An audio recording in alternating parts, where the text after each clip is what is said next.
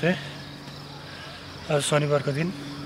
आज खासै त्यस्तो काहीँ पनि प्लान बनेन, केटाहरू सबैजना भुटान गएको छ। त्यसैले आज हामी दुईजना मात्रै जस्ट हाइकिङको लागि हिँडेका छौँ। घर नजिकैको एउटा सानो डाँडा, यतापट्टि हेर्नुहोस् यस्तो राम्रो छ।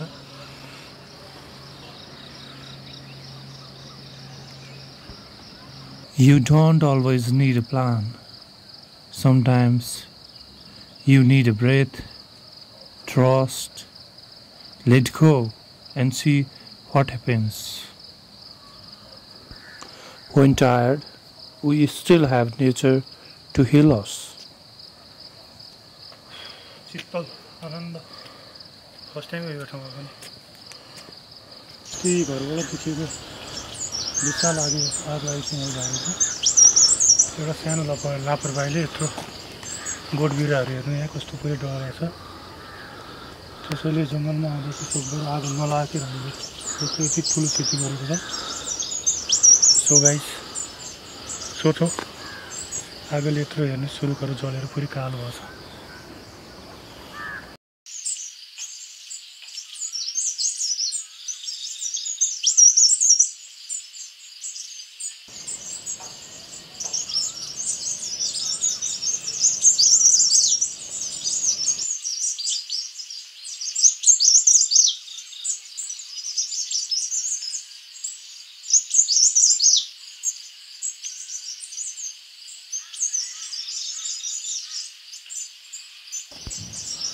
I want to write a lot of narratives, but I'm afraid that people won't read them all.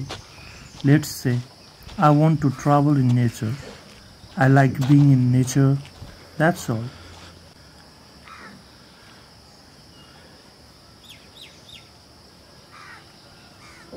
The law of time is it will never be reversed, no matter how precious the moment is.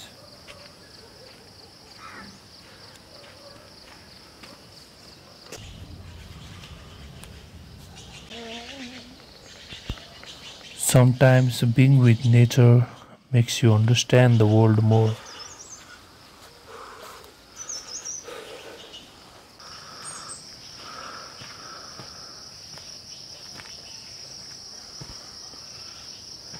I can't stop falling in love with nature.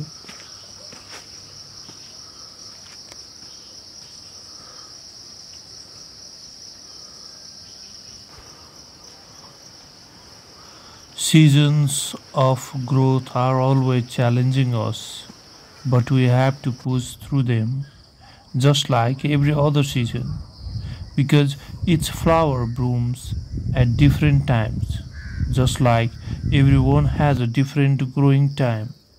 Don't compete with anyone, just don't wait for the opportunity and don't act.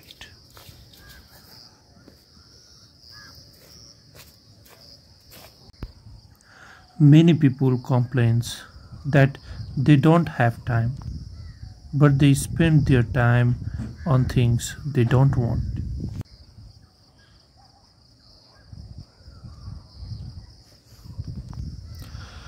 Time doesn't help us forget, but help us understand things more.